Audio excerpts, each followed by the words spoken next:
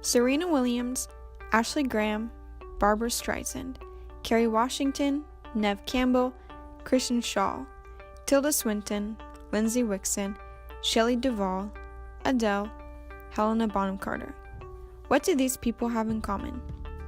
If you said that they are all women, the fashion advertising industry would have to disagree with you. Yes, they are all biologically female, but does that make them women?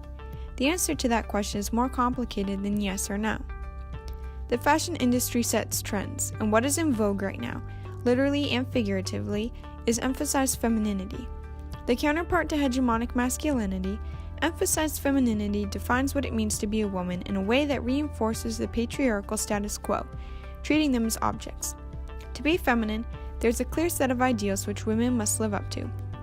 They must be childlike and innocent, physically frail and vulnerable, and sexual objects intended for the male gaze. The women in fashion advertisements are infantilized, characterized as, quote, generally passive, childish, and withdrawn, end quote. Since the days of the Titanic, when the call was for women and children to board lifeboats at the same time, women have been regarded as the equals of children, despite the fact that their age makes them inherently superior. One way to achieve this goal is to choose models with wide eyes, the doe eye effect that looks similar to the eyes of children. The November 2018 Vogue cover star, Claire Foy, stands out because of her large blue eyes. One advertisement is for a product that offers to bring the sparkle of youth back to women's eyes, featuring a model whose wide eyes and thin jawline make her appear childish. Another advertisement goes so far as to actually feature a child, 17-year-old Rowan Blanchard, a clear indication that youthfulness is the standard. None of the advertisements in that issue of Vogue featured an older woman. They were all big-eyed, wrinkle-free beauties. The damsel in distress trope is vital to emphasize femininity. Women must appear vulnerable and weak, whether it is so that men can save them or dominate over them.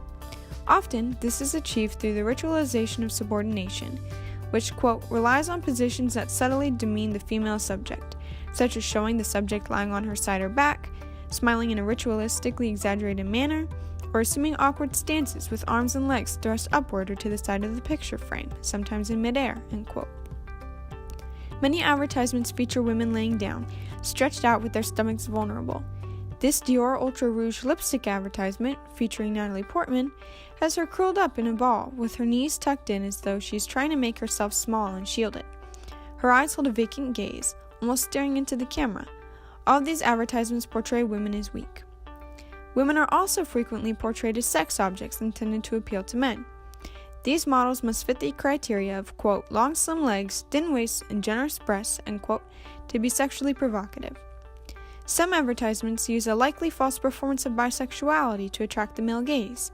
This means featuring women sharing intimate moments. Others are more overtly sexual. This one features a model in a vulnerable posture intended to guide the viewer's gaze to her private areas. She appears physically wet, another way to be provocative. What do the people in all of these magazine advertisements have in common? They aren't really true women either, just masquerading as women according to the fashion industry's standards. While they are beautiful and the perfect depiction of emphasized femininity, it is an appearance that is impossible for them to achieve in reality. Quote, nowadays, both traditional mainstream media and much of the social media seem to privilege a narrow feminine beauty ideal that is defined not only by a thin body, but also by other beauty-related attributes, such as attractive facial features, flawless complexion, well-styled hair, etc., most often photoshopped to an unachievable perfection, end quote. The ideal woman does not exist outside of media, and in particular outside of advertisements. So, why aren't the women in the introduction, by the fashion industry standards, true women? Maybe they look too mature or too old, like Barbra Streisand and Helena Bonham Carter. Perhaps they didn't appear frail and vulnerable, like Serena Williams and Adele. Maybe they weren't overtly sexualized, like Kristen Schaal and Shelley Duvall, or conventionally attractive, like Tilda Swinton and Lindsay Wixson. But what does it say about Western society if a female isn't a woman simply because she doesn't service men or prop up the patriarchy? Why should womanhood be defined by men? There's an easy answer to that. It shouldn't.